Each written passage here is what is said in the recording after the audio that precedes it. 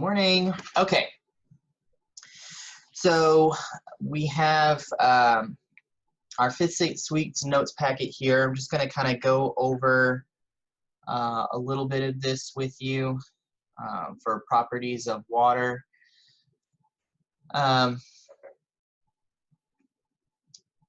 We talked about the first two properties of water being polarity and hydrogen bonding. And we watched that video, which, you guys can look in Google Classroom and watch that video again if you need to. But I'm just really kind of mostly concerned about the notes here. So we just need to know that polarity means that water has a partially positive side to it, and it has a partially negative end to it. So we've got our partial positive, partial negative, and because of that, because it has a charge, that means that it can dissolve other things that have a charge. Okay, so since water can dissolve anything that has a charge, that means it can dissolve things that are polar, and it can dissolve things that are ionic, like salt dissolving in water. By the way, as I'm going through these notes, if you have any questions about anything that I say, you can type it in the chat, and I've got that pulled up so that I can see as we go through if you are having any questions about anything in particular.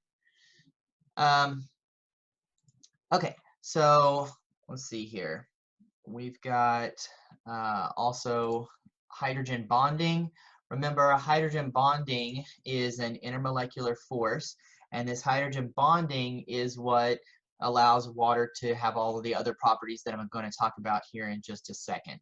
Okay, so we display intermolecular forces with the dotted line that you see here, and as we are showing on the page here, we've got one molecule of water up here at the top, and it's attracted to this molecule of water here in the center, and it's attracting to this molecule of water over here on the side. So they're all kind of forming this network because of the hydrogen bonding in the center.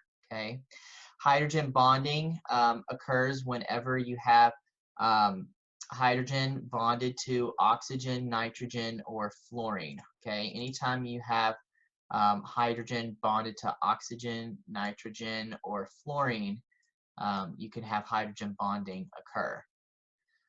Okay.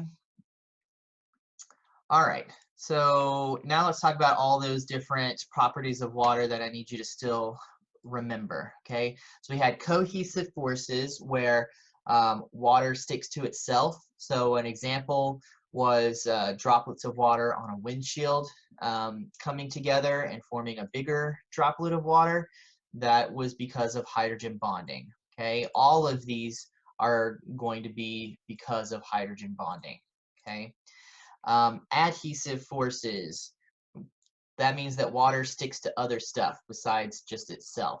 Okay, so we said that we've got the meniscus forming inside of a graduated cylinder, or a coaster sticking to the bottom of a glass. Any of those would be adhesive forces, and this is also because of hydrogen bonding. We have surface tension, where we form a network.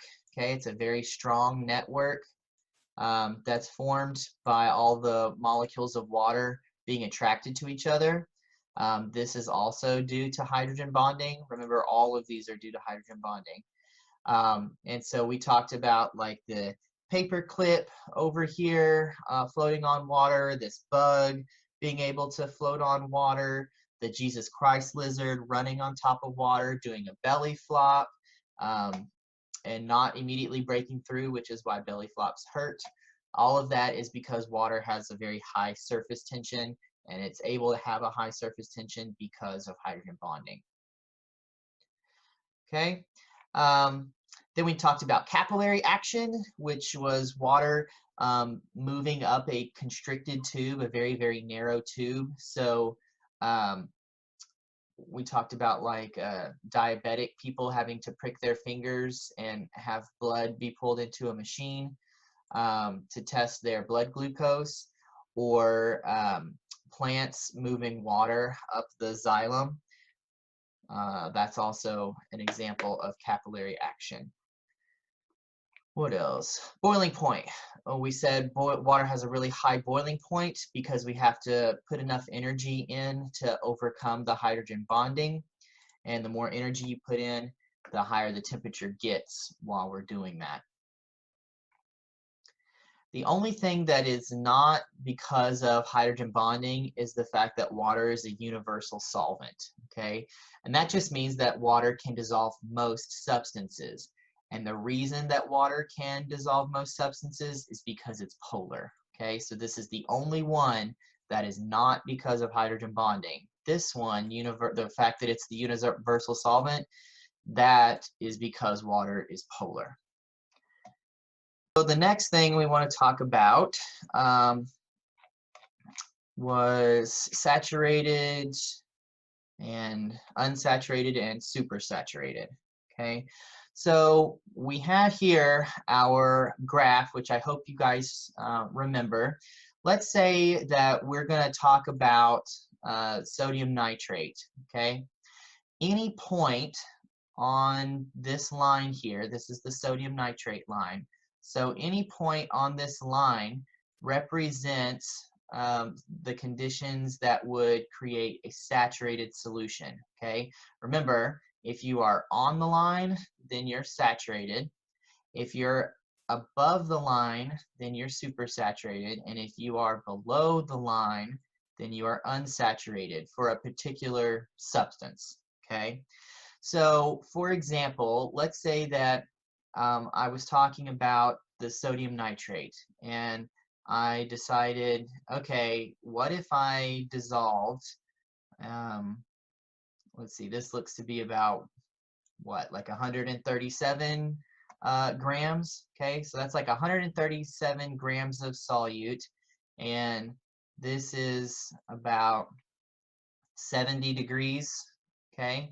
So we have 137 grams of solute, and that's the y-axis over here, dissolved in 100 grams of water, okay? So all of this dissolving that we're doing, it's always happening in 100 grams of water, okay?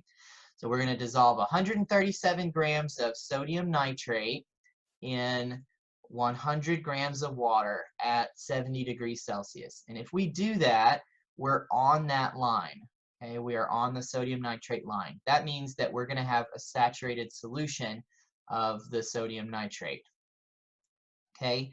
Now, what if I picked a point that was above the line? So let's say that we said, okay, I'm going to dissolve 140 grams. I'm still talking about sodium nitrate, okay, so I'm going to do 140 grams of sodium nitrate. I'm still going to be at 70 degrees Celsius, so I'm going to try and dissolve 140 grams into 100 grams of water. In that case, that point, that location, is going to be located above the sodium nitrate line, okay, so that point right there is above the sodium nitrate line. That means that we have a super saturated solution of sodium nitrate, okay? What if I chose something that was below the line, okay? So let's say that I chose to do 130 grams, okay? So I chose to do 130 grams. I'm still at 70 degrees Celsius, and I'm still talking about sodium nitrate, okay? So if I try to dissolve 130 grams of sodium nitrate in 100 grams of water at 70 degrees Celsius, then that point that I just came up with, this point right here, is below the sodium nitrate line. And since that point is below the sodium nitrate line, it means that we have an unsaturated solution. That means that I could still add more sodium nitrate and get it to dissolve, okay?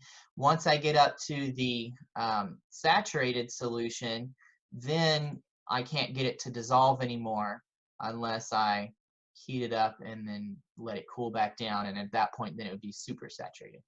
Okay. Does anybody have any questions over how to determine if something is saturated, unsaturated, or supersaturated using this chart? You can just type into the chat or give me a thumbs up or something so that I know that we're all good.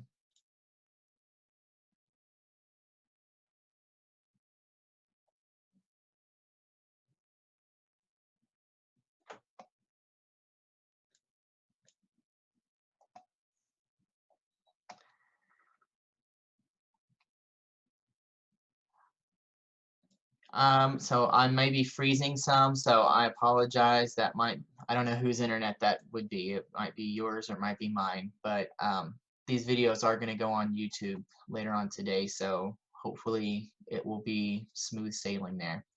Okay, I'm going to assume that everybody is good to go on this graph because nobody said anything to the contrary.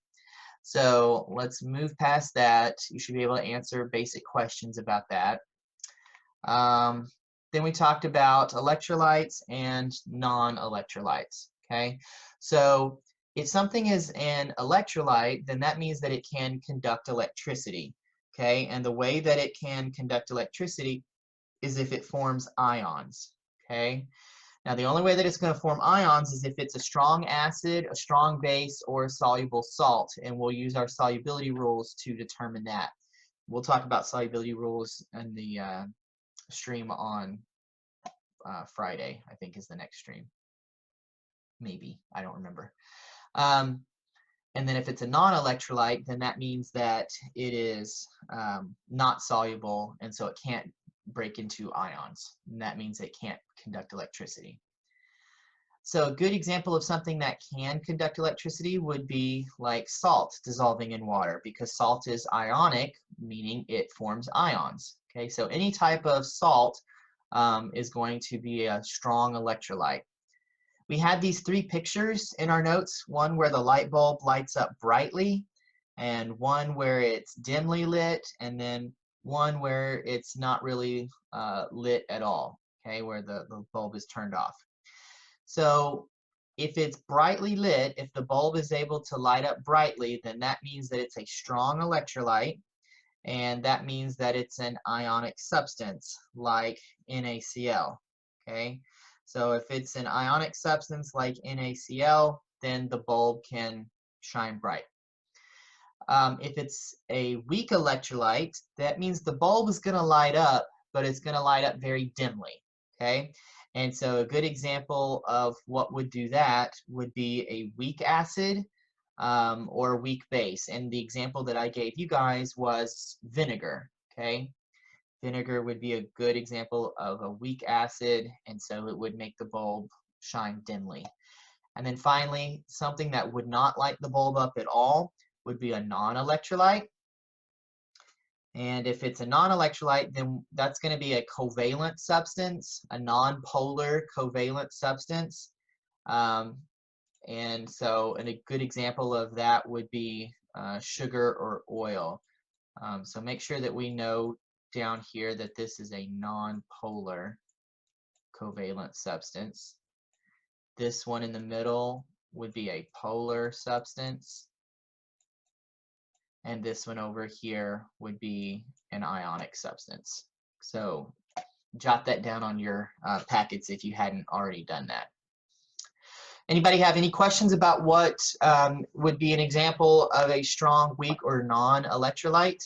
In other words, what would make the light bulb shine brightly, dimly, or not at all?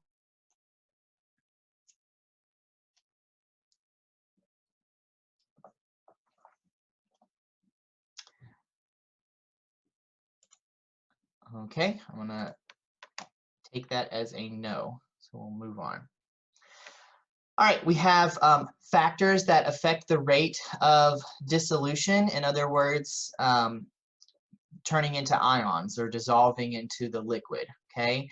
So we said that there were three different factors that would help us to do this, and that was going to be to heat it up, crush it up, or stir it up, okay? So we can crush the substance, or we can stir it up, or we can heat it up, okay? And the main idea of these three things is that it makes the solvent touch the solute more often, and that's going to help it to dissolve, okay? So I'll say that again. It lets the solvent touch the solute more often, which is how we get them to dissolve. Remember, the solvent is like water, and the solute is the thing we're dissolving into the water.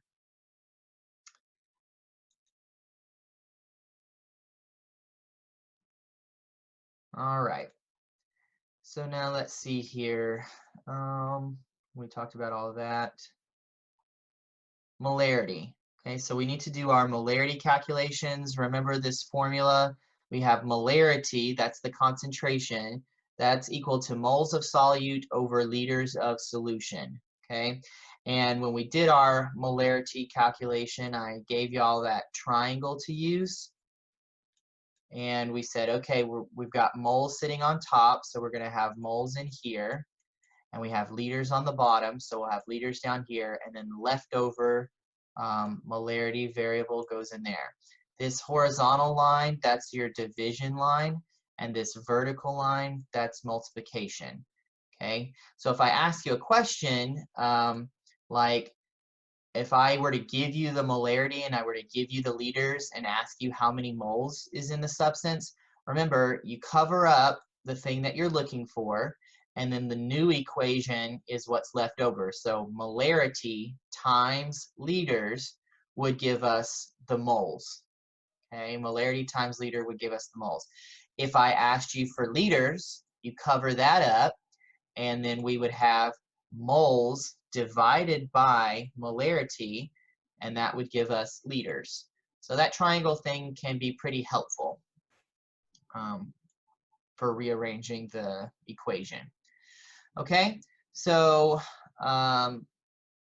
let's say that we had some question like this example. How many grams of calcium nitrate are required to make 3.15 liters of a 0.50 molar solution?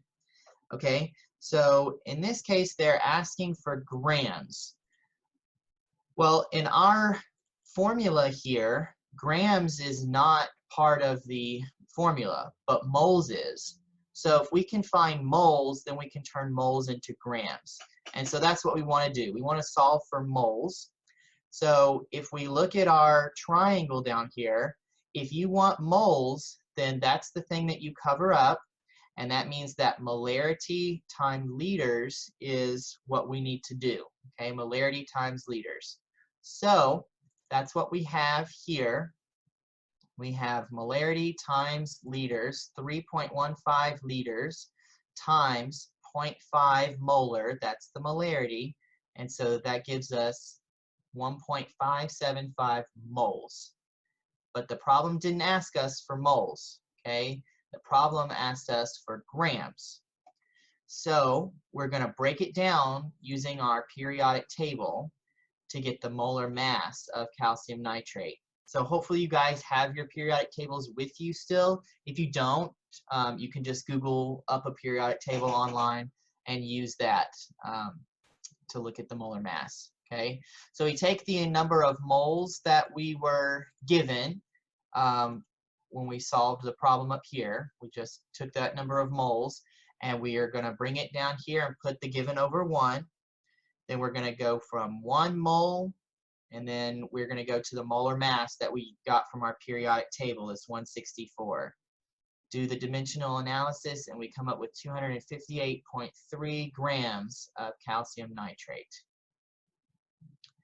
Okay, so we have some similar questions down here, practice questions 1, 2, 3, 4, 5. So I'm going to let you guys work on those practice questions. I'm going to post a quiz or a homework assignment, a very brief one, very small one, on Google Classroom later today.